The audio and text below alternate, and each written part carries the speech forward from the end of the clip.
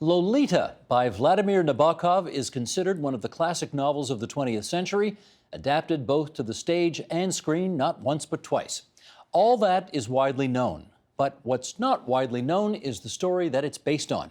Writer and crime fiction authority Sarah Weinman unearthed the true crime behind the literary masterpiece. It's all in her new book, The Real Lolita, the kidnapping of Sally Horner, and the novel that scandalized the world. And she joins us now to explain. So nice to meet you. Thank you so much for having me. I mean, you're a New Yorker now, but I should say welcome home. Indeed. You're from Ottawa originally? Born and raised. Born and raised. Okay, so welcome back. I want to start with the original book, the Nabokov book. You were how old when you first read Lolita? I was 16, and a very precocious 16, who essentially read it on something of a self-imposed dare. I suppose I'd heard how controversial it was. I heard how licentious the topic might be. I thought I might learn something. I was at a point in my reading when I was reading a lot of Canlit and also moving on to other, I suppose, dissident authors. I remember right before reading Lolita, reading One Day in the Life of Ivan Denisovich by Alexander Solzhenitsyn. So I suppose I had a Russian emigre author thing going on. So I pick up Lolita. And this is not for school, just out of interest? It wasn't for school, but I think it was an independent study program. So I think I made it part of school. But it was certainly more of an extracurricular reading activity. You picked it up? I picked it up, and I wasn't sure what to make of it. I certainly wasn't what I thought it was going to be, because here was this narrator, Humbert Humbert, telling his story and trying to convince me, this teenage reader, that what he was saying was true. But I could detect that, in fact, there was something else going on, that he was trying to manipulate the reader, that he was trying to lie to the reader, that he was trying to seduce the reader. And it was the first time as a reader that I felt I was encountering an unreliable narrator. And that feeling was alternately disturbing and thrilling. Well, let me follow up on that. How uncomfortable was it for you to read a story about this Humbert Humbert who basically absconds with a young girl, not much younger than you were at the time, abuses her, and tells the world about it? But I think that's the horrible genius of Lolita, is that it's easy to forget that abuse and trauma is happening to Dolores Hayes, whom Humbert Humbert nicknames Lolita. It's easy to get into his mindset and sort of follow along on this dazzling linguistic travelogue, where he takes Dolores on this cross-country trip all across America.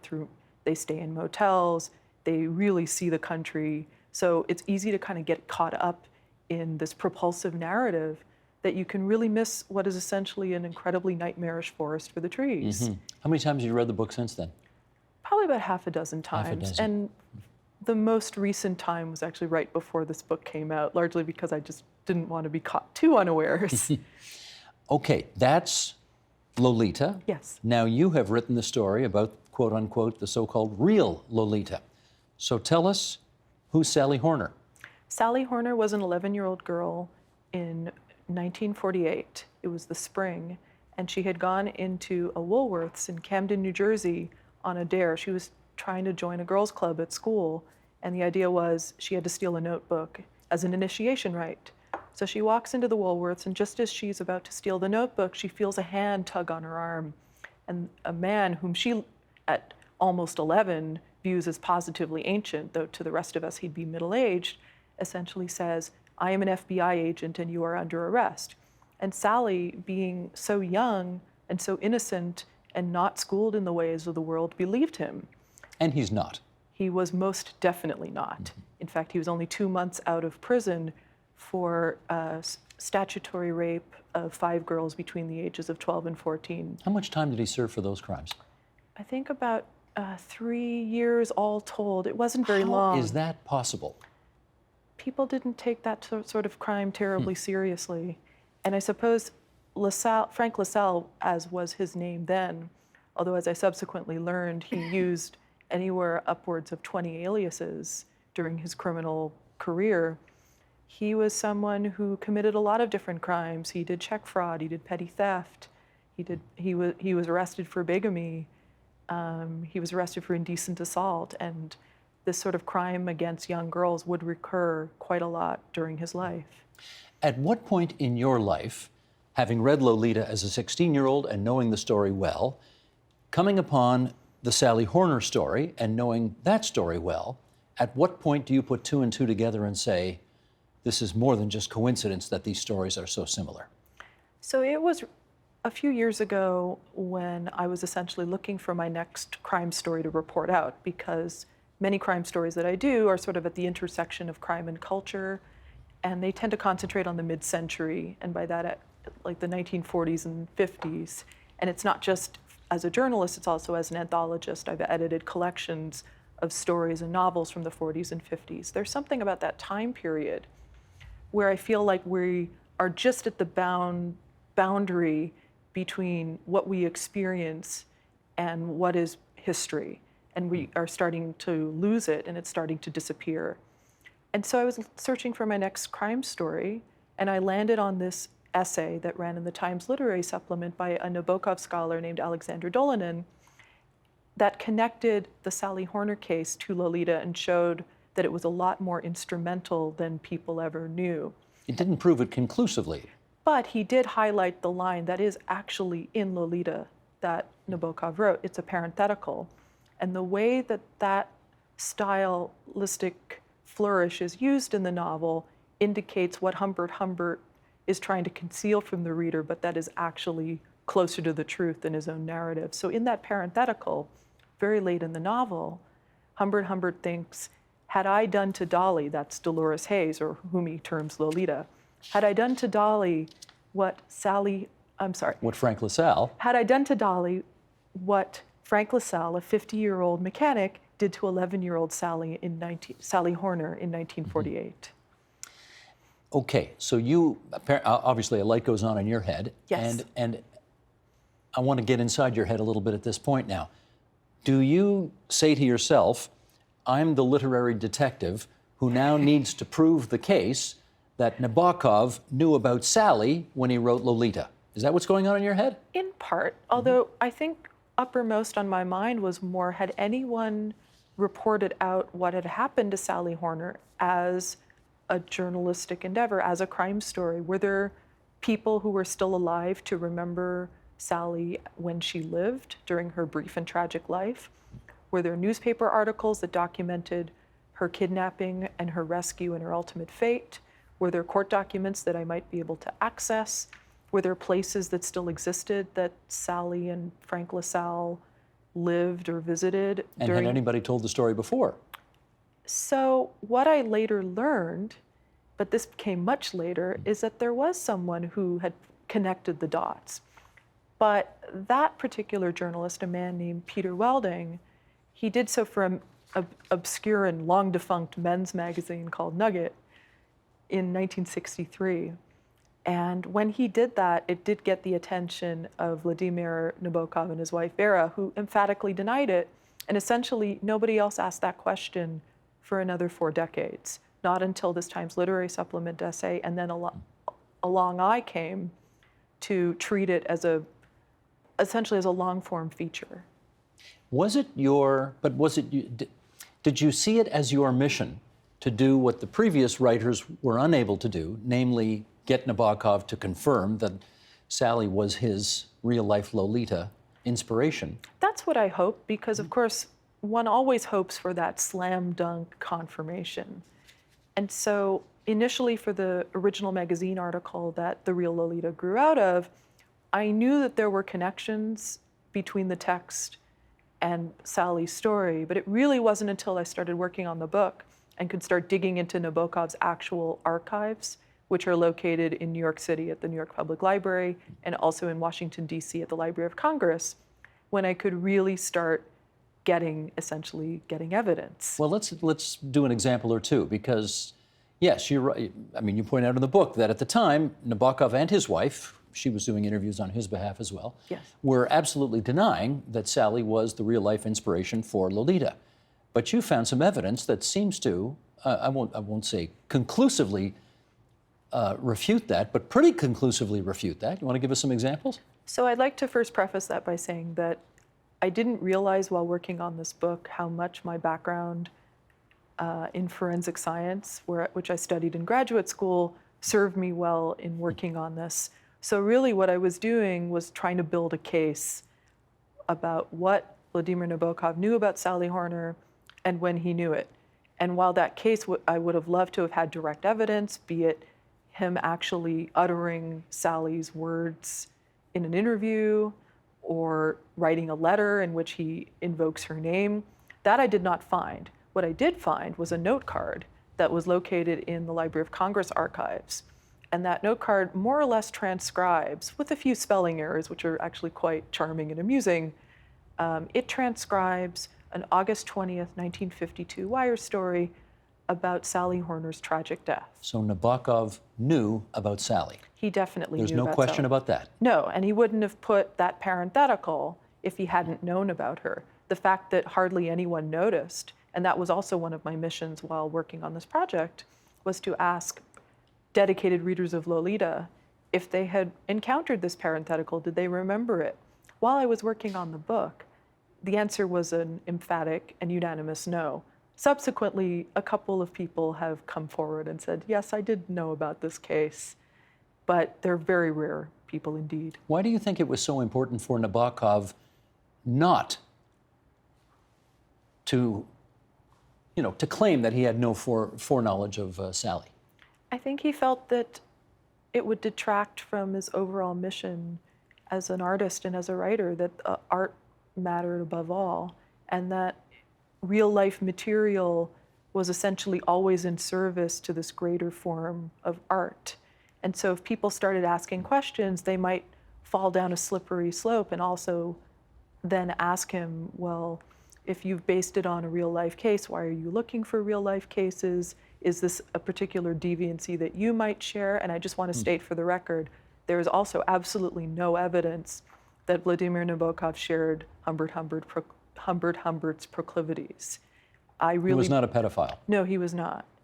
I really believe that he embarked on this particular literary project, one that essentially culminated from 20 years of stops and starts in different forms of fiction and poetry and short stories. I feel like it was sort of almost like a moral quest. But again, if people poked too hard, the whole edifice might come crashing down. See, I don't quite get that, because, it's no sin to admit that this imaginary story that you want to tell was inspired by somebody who was real. Anytime you make a painting, it is inspired by something, right? But we're looking at it with 2018 lenses. Okay. In the 1950s, and I think for someone like Nabokov, who had experienced his own different traumas, he had emigrated, he had escaped Nazi rule, and he was so determined to fashion his career, not just as an artist, but an artist working in a second language. Mm-hmm. Let's be clear about this. He wrote Lolita in English after writing many works in Russian, and he had transitioned from Russian to English upon moving to America, because that's how he felt he had to connect intimately with America and its language. So I'm sure that also informed some of his decision making too. I think the other reason is just having a lot of degree of control. I'm thinking about that in terms of the interviews that he would give to journalists upon and, of course, after the publication of Lolita. And his way was interviewers would submit questions, and he would approve their questions, and he would give answers and then edit them, and it became this sort of collaborative process. So he had this tremendous amount of control over what he wanted people to know about his work. And so for people to know about Sally Horner would take away from that control. Do I feel like it's correct? Obviously not, because I want Sally Horner's story to stand alongside Lolita. I want people, when they read Lolita, whether for the first time or for the dozenth time, I want them to see this real story, this real girl, and the fictional Dolores Hayes and the fictional story. I want them to be in permanent conversation with one another. Well, let's pay homage to the real girl who really lived not very long. No. And for too much of her life was a slave, frankly, to a man who sexually abused her and lied about it to everybody. And then she came to even after she escaped his clutches, she ultimately came to a tragic demise after that. You want to tell that story? Sally Horner did not have a chance to live much life after being rescued. And so, as I had alluded, she was taken on this cross-country nightmare by Frank LaSalle. So first he took her to Atlantic City, and this, after describing the incident at Woolworths, a few months pass, and then he encounters her again as she's coming home from school and says, he's still an FBI agent, but we know he's not, and that in order for her not to go to reform school, she'll have to tell her mother that they need to go away for a week to Atlantic City, and the cover story that she should use is that she is going away with family of school friends, that he is the father of friends of hers at school. And so she tells this to her mother. And her mother bought it. Her mother bought it, and I can understand why, because she wanted Sally to have a vacation. Ella, that's Sally Horner's mother, had had a rather hard scrabble life. She had trouble keeping a job. She was a seamstress, but she wasn't always employed all the time. So, and there was no father in the picture because he had committed suicide a few years prior. And so for this poor girl who's just turned 11, the chance for her to have some kind of happiness and joy in the form of a vacation seemed like a really good idea at the time. Of course, we know it turned out to be the exact opposite of a good idea. Sure.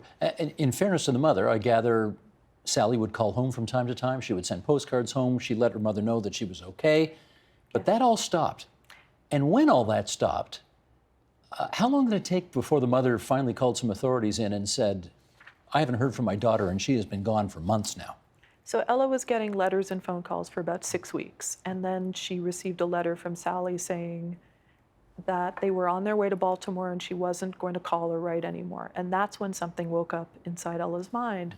And she enlisted the police to go after and look for Sally. And so Camden police went down to Atlantic City to the address that was postmarked on Sally's letters. They didn't find anyone by the name that LaSalle was using. He was using a different name. He had absconded. He had left behind suitcases and a very poignant photo of Sally on a swing, looking some degree like she was trying to please, but also in fear for her life. And so from Atlantic City, they then went on to Baltimore. And of course, what this differs from more traditional types of captivity, Sally was out in the world. She went to school, largely Catholic schools. There were people who saw her from a day-to-day basis, but because she was so under Frank LaSalle's thrall, and he was raping her, and he was abusing her, I can only imagine that she didn't feel that she could trust anyone to tell what was really going on. So nothing happened in Baltimore, and then nothing happened in Dallas, at least not until the very end. But this explains why, even though Sally was not with Frank 24/7, she felt, I guess, she could not escape him. She may not have been with him physically 24/7, but psychologically and emotionally, she certainly was. What finally was the moment where Sally felt she could be open and honest with an adult about what the truth of her situation was, which of course eventually led to her freedom and LaSalle's arrest? So it took the machinations of an enterprising neighbor by the name of Ruth Janisch. Ruth and her family were neighbors at the Dallas trailer park where Sally and Frank LaSalle landed. And Ruth, for reasons that were both altruistic and also somewhat self-serving, sensed something greatly wrong. She did not buy that Frank LaSalle was in fact Sally's father or his stepfather. And so when the Janishes moved down to San Jose because Ruth's husband found work there, she wrote Frank a letter and said, there's work to be had here, why don't you come down? And so LaSalle hitched up his trailer to his car, and he and Sally drove to San Jose, and they landed there in early March of 1950. And one day, his car broke down, and he took the Greyhound bus into town, leaving Sally alone. And so she went over to Ruth, whom she knew, and gently, and it took some convincing, Ruth finally got the real story out of Sally and taught her how to dial a long-distance phone call. And so the first call that Sally made was to her mother, Ella, but the phone was disconnected because it had been turned off and Ella was out of work at that point. Then she made another call, and she was trying to reach her sister, Susan, but she got her brother-in-law, Al Pinero, and in that call, Sally said, "Send for the FBI, please." And that's exactly what happened. How long was she under this man's spell for? 21 months. 21 months. So till about the age of 13, 14, something like that? She just turned 13 a few weeks after her rescue. The even more appalling part of this story is that she is barely a free girl for very long when what happens? Well, she's barely a free girl for very long, and originally, after Frank LaSalle pleads guilty and he goes to prison, so there's a happy ending of its own accord, Sally and Ella are strongly advised to leave Camden, change their names, start anew. But Ella feels that that isn't the right option for them, so they stay in the exact house, in the exact neighborhood where they lived, and Sally goes to school, and everybody knows what happened to her. And they don't necessarily see her as a victim, as someone who suffered repeated rape and abuse. They see her as someone who surrendered her virginity to an older man, and therefore she is tarnished. And so they treat her very badly. They slut shame her, and she has trouble making friends. And really, it isn't until she meets a girl named Carol Starts, later Carol Taylor, that she begins to feel like she can trust someone. So they become very good friends, and they spend the summer of 1952 together working as waitresses. And then one weekend in August of 1952, they take the bus down to Wildwood, which is a seaside town on the Jersey Shore.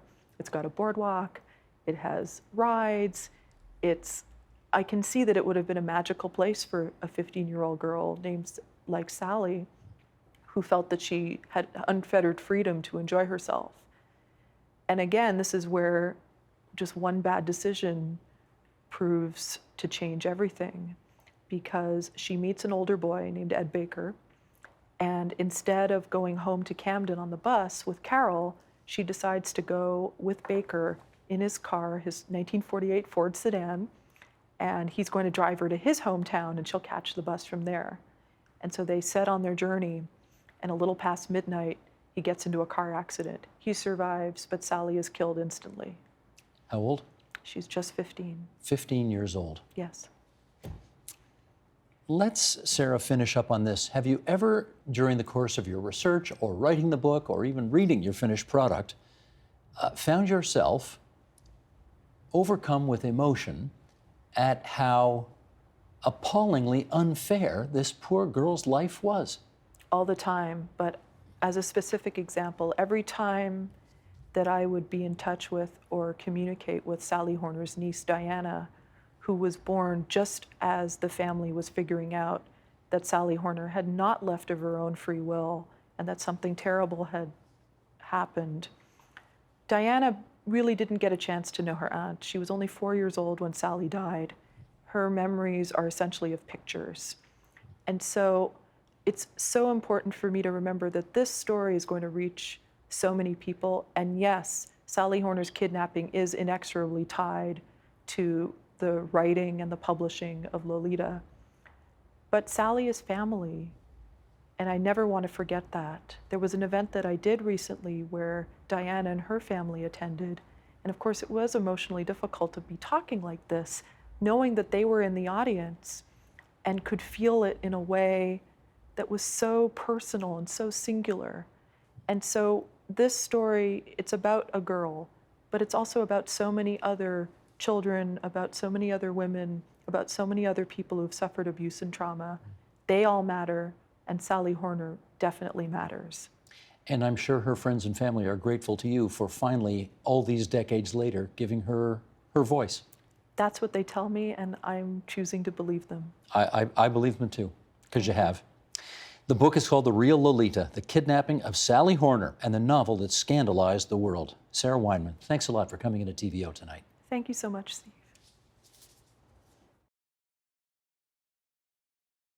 The Agenda with Steve Bacon is brought to you by the Chartered Professional Accountants of Ontario, helping businesses stay on the right side of change with strategic thinking, insightful decisions, and business leadership. Are you on the right side of change? Ask an Ontario CPA.